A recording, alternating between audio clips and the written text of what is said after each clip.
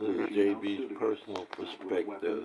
Not with power, Here you but have with the sheer presence of a woman in uniform, officer standing upright on soil that had grown used to bowing before white authority. with a gun pointed at her at a funeral. Her eyes weren't fixed on the gun, but on the photo beneath her feet, the image of the fallen soldier, now lying between the muzzle and the commander who once led him. No one could hear her breathe, but everyone sensed something rising from the pit of silence, like a tremor, not yet shaking, but already fracturing the earth. And just then, the man to her left, a silver-haired three-star general, his scalp close-shaven, hand gripping a cane, slightly leaned forward, not out of reverence, but because he couldn't stand fully upright anymore. He didn't collapse, but his hand trembled. His fingers clenched the cane so tightly they turned white. A tear rolled slowly down his dry cheek. Not out of fear, but shame. Shame for what he knew had been allowed to happen, and shame because he, like many others there, had stayed silent for far too long to stop it. Don't, he whispered, not to anyone in particular. As long as you keep standing, we might still save the system. His voice was cold, but not weak. It wasn't pleading.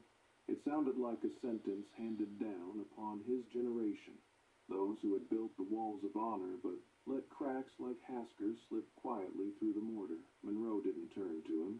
She heard, but her gaze remained locked on one point, the space between the gun and the ritual, where honor was being shredded into fragments by a man who didn't understand that in the military, not everyone is allowed to aim a gun, and no one is allowed to aim it at sacrifice. Hasker held his position, but his jaw tensed. Sweat ran backward across his temple, not from tension, but from the realization that he no longer controlled the silence around him. He wasn't used to being faced without being obeyed. He wasn't used to having a threat undone by a gaze. The longer he stood there, the more restless he felt inside. The very power he held. Above, a soft buzzing sound appeared. A drone hovered midair. No one knew where from, but its lens was zoomed in directly on Hasker's face. Not the frantic zoom of media crews. A slow, deliberate focus, as if etching every wrinkle, every bead of sweat, every angle of his profile into a permanent dossier. Every twitch of his every flicker of his facial muscles was becoming evidence. And he knew it. He couldn't do anything about the lens. Couldn't point his gun at it. Couldn't shut it off. All he could do was stand there, like a crime not yet named. Behind him, in the honor guard formation, a young soldier quietly stepped back and bent toward his backpack. He pulled out a second flag, tightly rolled inside a waterproof sleeve. It wasn't meant to replace the main flag. It was backup. And that word backup said more than any speech could, because in a military funeral, no one prepares a second flag unless they know something might go wrong, which meant they knew. They knew someone might break the ritual, that someone might draw a weapon, and the soldiers had come prepared, not to mourn honor a second time. Monroe gently lifted her right heel, then set it back exactly where it had been. A motion so slight most missed it, but it was a final message. She wasn't retreating, nor advancing. She wasn't retaliating, but neither was she evading. In her hands was the urn of the fallen soldier. On her chest, rows of medals pinned by 3 different presidents. But in that moment, what kept her grounded wasn't what had been awarded. It was what she had chosen to hold, principle. Hasker finally spoke. He didn't yell. His voice was hoarse, slow, and this time laced with something faintly resembling fear. You're provoking me on purpose. I have the right to respond if I feel threatened. No one answered, but the way the crowd looked at him, cold and unmoving, made that sentence fall to the ground like an unspent shell, self-defeating. No rebuttal needed. Besides Monroe, the elderly general turned his head away, not because he didn't want to look, but because he couldn't bear to watch a man try to convince himself that drawing a gun at a funeral counted as being threatened. At his age, he had seen many deaths, but perhaps never one as shameful as this, the death of military integrity, choked by the phrase, "I have the right." The air in the cemetery thickened, as though each dust particle now carried weight. A dry leaf floated down Monroe's shoe. passing. Only the system was stuck, caught in the space between honor and authority, between those willing to stand straight and those straining to appear righteous. A distant car horn broke the suspension. No one knew from where, but no one moved, because everyone understood the next page of this day would not be written by the press nor decided by politicians.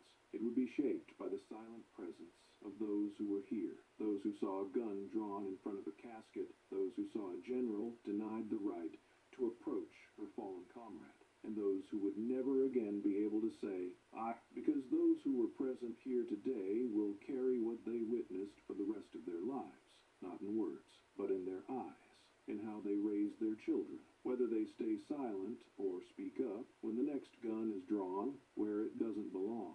Because those who were present here today did not merely witness the truth, they became part of it. He was still standing there, his hand frozen around the Glock, his eyes scanning each face stiffened around the cemetery as if searching for someone, anyone, to justify what he had just done. But no one met his gaze, no nods of agreement, no gestures of support. And then, as if he no longer believed in the authority he held, Hasker's shoulders sagged slightly, just enough for the tension between the gun and its target to dissolve into something no longer but a soft sound came from behind, the click of a weapon being unlatched by a military security officer. One man, then a second, approached, dressed in dark ballistic vests, hands correctly placed on their firearms. No one gave an order, but as they passed through the security perimeter and moved directly toward Hasker, everyone knew a chapter had closed, and it ended without gunfire, without shouting. Hasker turned around as he sensed the presence behind him. He didn't have time to ask, or even feign surprise, before one of the officers raised a hand signal. "Drop your weapon."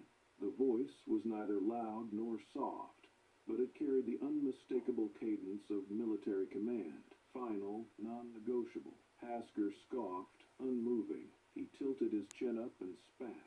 "Political cosplay. You think this is some kind of movie?" His voice slid across the benches, over the grave markers, but not a single person responded. Silence was no longer a reaction. It had become judgment. The two officers did not hesitate. One stepped forward to disarm him.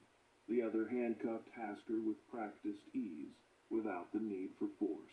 Hasker froze for a moment, as if only then realizing he was never allowed to draw a gun at a military funeral, but only for a moment.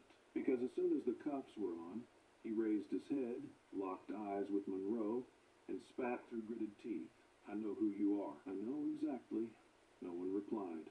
She didn't need to. With his hands cuffed behind his back, Hasker now resembled a crooked statue, the outer stone still intact, but hollowed to the core. He was escorted out of the cemetery in the heaviest silence any person might ever walk through. No boos, no applause, no looks of pity. The entire crowd remained still, not in shock, but because the shame had become collective, as if each person was asking themselves, why didn't we stop this sooner? Monroe remained where she...